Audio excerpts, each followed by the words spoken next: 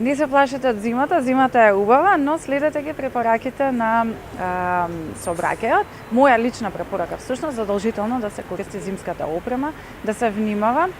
Снегот нели може да не изненади, пошто веќе декември, јануар се ближи, но ако сме добро подготвени со зимска опрема, со ланци, со зимски гуми, тоа не би требало да представува проблем.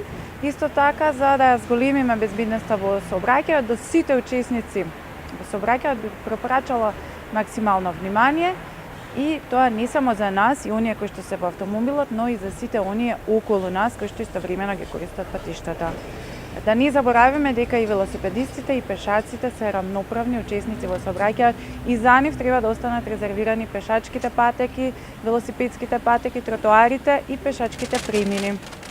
Во зимските денови само уште да додадам и заедно за да допринесеме и за намалување на загадувањето, рационално и совесно да ги користиме автомобилите.